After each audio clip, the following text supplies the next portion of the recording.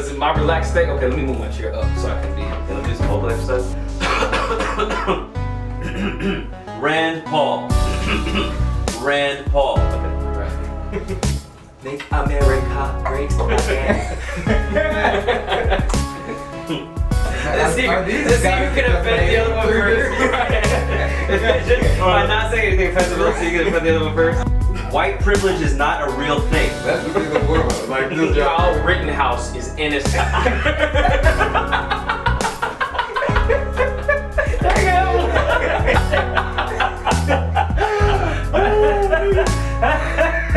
We gotta do this shit. We gotta start. Why didn't they take him to Burger King? Right. Slavery, choice. Yeah. Right. Choice. Place. Okay, I'm already recording right now. Oh man, because there has to be that segment. That was hilarious. You won that round. You won that round. You beat me to it, man. Damn, that was a good cut. That was a good cut. I was about to do another one, and I see that red dot now. So I was just about to go again, and I was just like, you know what? Look, give me that. That's hilarious. Oh my god, that's hilarious. And here's the interesting thing. You see the red dot, you hold off, right? But see, that's okay. Let's talk about that. Because this is a new podcast, so we're trying to be honest, right? Nobody knows who we are except our family and friends, and either they know us for a fact because they're our family and friends, or they don't know us because we're distant family and friends, and try to be vulnerable, right? So what is that? What is that aspect of turning down the volume when the red dot comes on, bro? Oh, it's not turning down the volume. I mean, I can speak loudly. It's not. No. That's a different thing. Because there's certain ways that you can manipulate language and thought for the sake of humor that is not necessarily appropriate for family and friends or extended family or people who know you or don't know you. In fact, only for people who know you, because then they can know your true intention behind the joke that you're about to make. But you said something interesting that I was just about to comment on. I'm not going to turn down the volume for the red dot. The red dot doesn't mean anything except the fact that it's being documented to go on the internet in perpetuity, which I don't think is true, because I'm pretty sure there are some GeoCities websites that don't exist anymore no matter what. Right. So, website's not, internet's not forever. Man, well, here's an interesting thing. Where I was listening to one guy that I like listening to, and he was talking about, he was trying not to say something that that was getting banned or something like that. And he was like, people are getting banned for saying this shit, so I'm not gonna say it. And I was like, for me, I don't too much care either way about the specifics of what you can and cannot say. But if you were gonna say it anyway, here's a new question. If you were gonna say it, if your nature was to say it, right, then if you don't say it for the sake of being banned, what does that mean? Because my heart was kind of struck. I was like, man, I don't listen to you because you don't say stuff for risk of getting banned. I listen to you because you say the truth or what you perceive as the truth, and I like that. But then the challenge is then for those individuals to understand that the audience can pick up on the fact that they're not saying something, so be able to communicate what you can't say while still not saying it. So by bringing attention to the fact that he can't say it, it's creating a passageway for him to be able to comment on what he was going to say about people. But here's the thing, though: when you're being honest, like I'm hoping that when we talk about stuff, that a wide variety of people will have access to listening to it. Like we have a lot of similarities and differences that would cause like the topics of conversation to reach a broad group of people, but also like. On the one hand, there's nothing in particular I want to say that's at risk for getting banned. You know what I mean? Like, now what we were just talking about before we hit the red dot, maybe you would suspect would get that actually would us banned. I actually don't. Not what you said, because what I was about to say was because mine was a topper. It didn't make any sense. It was just for the sake of being ridiculous. Right. But here's the thing: isn't that all right though? Like, isn't that okay? Like. Because it's all based on feelings. Like, if we say the wrong thing, then people will get upset. Like, people will be hurt by it, and that's the reason why there's like a advocacy for banning certain types of speech or certain types. But what is hurt really? what is hurt really? Right. Dude, when I played football in middle school, they used to call me Coon, and because Forrest Gump came out and it was popular in Forrest Gump, but also I grew up in Henry County, so it was popular in Henry County too, and I didn't know what it meant because my family's not from here, so I didn't know what it meant. So they'd be like, "Go run a 6, Coon," and I'd be like, "All right," and I go run, and tight button hook like that, run it, catch the ball, everything like that. They'd be like, "Woo, go Coon," and I'd be like, "Yeah, yeah." Celebrate with everybody. It took me years to realize what they were actually saying to me. So So here's my thing. So wait, you didn't know I just didn't know it was just an environment where that was just so. I had never heard that one. Yeah. Right. So. But then also, so I look back on it now, I'm just like, what am I going to do? Right. I'm going to be mad about it. I'm going to go start a tirade over it, go start a channel over it, go start a Facebook page. It happened. A, they got me because I was ignorant. That's the best type of racism. I didn't even know. You know what I mean?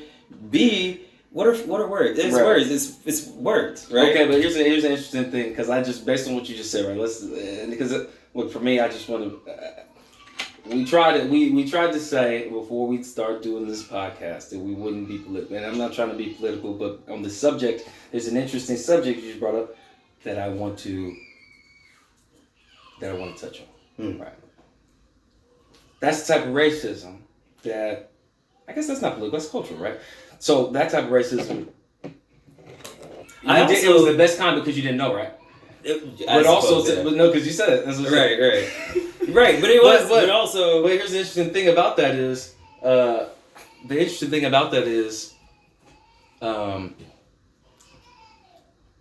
it's also like that puts an interesting spin on what racism even means, right?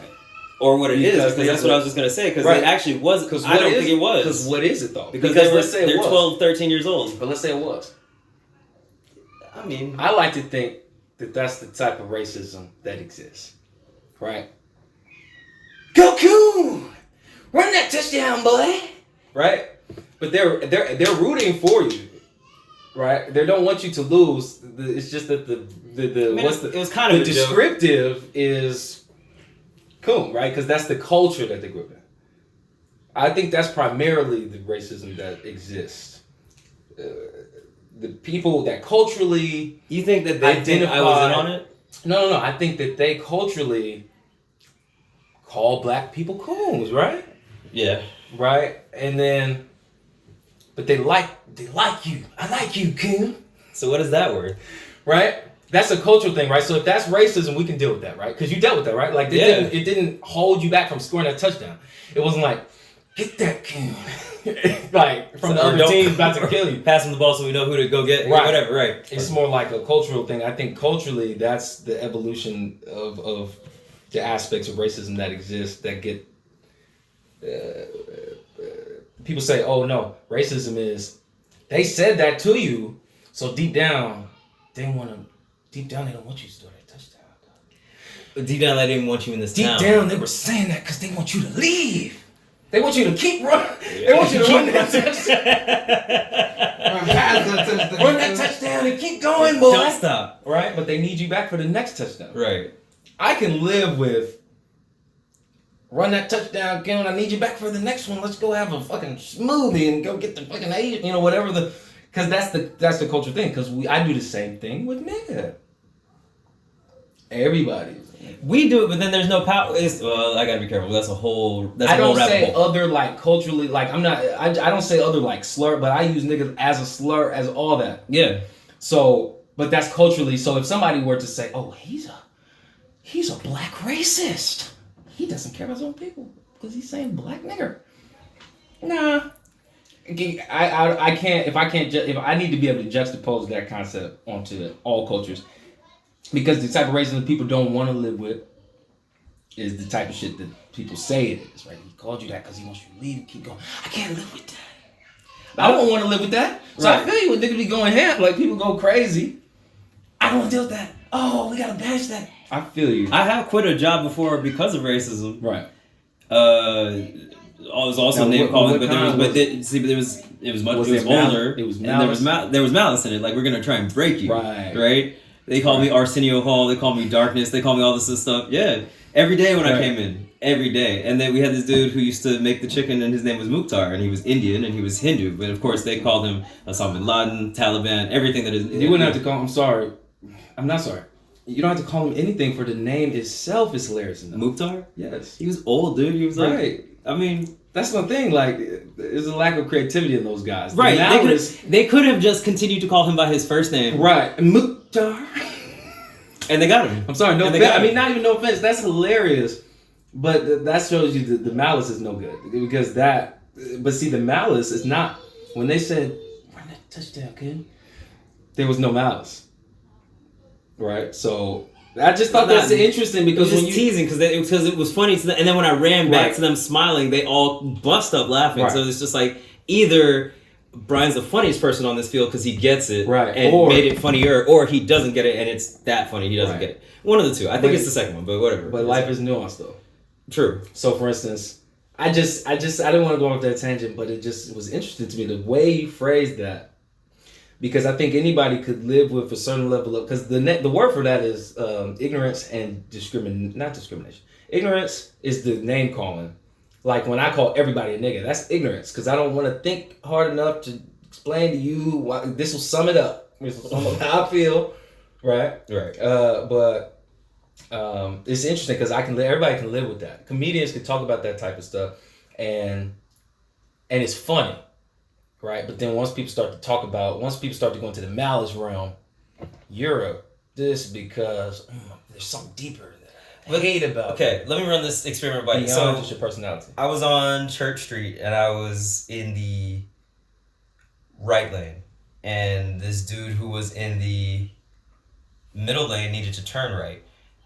Not my problem. You're not in the right lane. So you're not in the correct lane or the right lane, which is the right lane. So I'm turning at my own speed because I'm not doing anything today. I'm turning at my own speed and he needs to get over. He's late for work. He has diarrhea. I don't know, but he needs to turn over and I'm in his way. Mm-hmm. He goes way out of his way to the left and then, almost a U to the right to cut in front of me and then get on my right side after I made the right. Crazy driving, right? Mm-hmm. He rolls down his window. I roll down my window while he's looking at me, and he's like, "I'll fucking kill you, bitch!" Right? That's what he says to me. Here's a funny thought experiment. Right. Why didn't he call me a nigger? You obviously hate me He was enough. black. Yeah. You obviously hate me enough right now Right. to say I'll fucking kill you. Right. But you're not racist? Because here's the thing, right? Because you would imagine that. Like, if you're really a cold-blooded killer, right? Right. You would call somebody something racist You would before you kill them. You would go to the deep end. What's worse though, being a bitch or being a nigga? Being a nigger, because he wouldn't say it. So here's the thing. Wait. Or he Wait, just think or he about just it. didn't, Go or deep, he, go deep, or he go didn't deep. feel that way. He just didn't feel that way. He didn't equate that I was acting wrong because I was black. He just equated I was acting wrong because I'm a bitch. Right. That's what it was in his mind. Because I'm turning slow. You know what I'm saying? I Right. guess if it was something, if I did it and if I was eating fried chicken and that was making me turn slow, and he's like, Right. "I'll kill you, fucking nigger." You're like, It was specific to the context. I guess, I suppose. Right. It was like man to man. He's trying to emasculate me and everything. That's interesting. Because that's interesting. But that What also if he says didn't? What like you just said? Maybe he was more so pissed at you, not because you black, because you didn't have no fried chicken. I eat KFC, nigga. If you look at me driving, and that happens, you'd probably say nigga, because I got the boxes. But that's the thing. I would say it if I didn't know who you were. If I was But behind you, stereotypes aside, he could have called you that if that was the intent. True. Right? If that was but he was more malice without a cultural history of using those type of words, right? Which is very interesting because I would just throw the word racism out and just talk about being an asshole. Because I've been one of those. And it's the malice part that is the part that, like when people say, I can't deal with that, it's the hate that they can't deal with. Right. Like, It's the feeling you're trying to get away from. right. It's not the word because the word is used in different contexts and everything like that. Because Ahmaud Arbery. He probably got called a nigger before he got killed. Right. Right, but Now, that was the cultural. This is thing what that we was say, going on. and then we're mad, so we're not Because of this Right. and this. And I'm not gonna call you a bitch because in that case, 'Cause I'm I not don't calling care. my dog a bitch, right? Right. Because black, we don't. Well, some I don't know. Culturally, there are a lot of differences, right? That's just an interesting thing because that conversation right there. If something happened to me right now, and instead of going, you know what, that was racist. If I instead said, and just broke it down like this, what is the context? Where are you from? Oh, I'm from the south of Florida. Okay. like down with the swamps. Okay, I'm probably gonna get called a coon culturally. Now, if you call me a bitch ass nigga, it's too many questions to ask to just straight up conclude a certain thing off rip. Because if we get to the end of it and you go, well, I was just mad, and culturally, I'm just used to saying that. Right. I'm just used to saying coon, buffoon, and nigga all the time. You know, I got a raccoon, I got a coon in the backyard. I wrote a joke a while ago where it was like, because John Lennon in 1975. Hold on, I'm sorry. Look, John Lennon, 1975, 1 second, but I didn't use the country accent to try to belittle him. It's just hilarious. Okay. That's just how you sound. What are you talking about? In 1974, I had a different way of thinking. Okay, go John ahead. Lennon, 1975, I think he's quoted by saying that woman is the nigger of the world. And then it's true. And then later on that evening, What do you mean by that? he meant to say that, like, I suppose, that before we start talking about who's oppressed and how oppressive the N-word is or how oppressive racism is in America and everything like that, remember that women all over the world are suffering. So they're really the true niggers of the world. Right. And then he Which went I home. would agree to an extent. Then he went home later on that evening and he took off his shoes and then he stubbed his toe on his coffee table and he's like, this coffee table is the nigger of my house. You know what I'm saying? That's hilarious. It's a funny concept. Here's why. Let me go back because this is the thing about going back to the red dot. The red dot, at least for me, just makes me want to.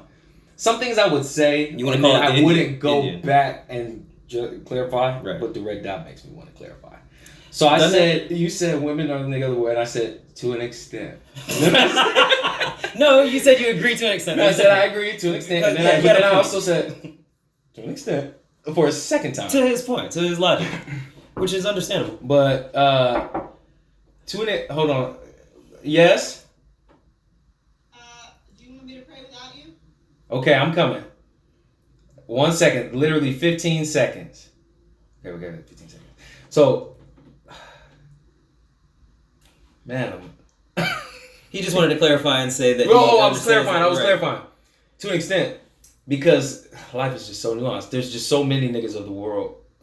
I don't know. That- If that's that- how you want to say that. In the context of the joke that bro had previously made. It's about, true, you know. but then that there word's are so a lot, nuanced. and that's what I said. But we were talking about Joseph that, so I Stalin just was said- one. No, Adolf Hitler no. was one. No, because in the context of women being that, like, there are other oppressed genres other than just race, like women, and because I agree to an extent. Like, Right. there are probably other competitors if you take subgenres and break them off. There would be no. I said I gotta be 100% honest. I said to an extent because men are also very much under attack in different aspects of culture. Yeah, and in That different women, I think, it's like there's different reasons, but there are, in my opinion, similar levels of currently that sort of distinction of being the nigga of the world. Right. Women universally, and in some cultures, are that 100%, like right now to this day, for just being women. Men, similarly. You can also make the argument that nigger is a very American concept in that there has been no other nigger of the world except the one nigger that exists in the world. But it's in the context of the joke. We gotta remember it's in the context of the joke. See, Right? the joke was mine. The quote was his, which is a real quote. About women being. Right. He never called his coffee table a nigger. It's just funny. Oh, you made that joke. Yes. That's a hilarious joke. I think those are two different contexts also because that's a very modern this nigga. John Lennon's nigger is very much quote from the song woman is the slave to the slaves. Like it's very contextual to a nigger on the field. Right. Like this is who bears the weight, this is who bears the burden, and then we throw her out. And Okay. versus To a larger extent. Versus me in the joke making him racist and just calling everything he doesn't like the N-word. Dang, I must have been in the middle because I didn't catch either one of those contexts 100%. But that's what I said, to even larger extent, knowing that. But okay. I gotta pray with my sons real quick. I will be back. For everyone who knows us or does not know us, welcome to It's Okay podcast. We did a great thing and never said our names or introduced ourselves. Right. But we'll cut back and do that, and we'll cut this out so that it's fine. This is you don't know who we are anyway. It's okay.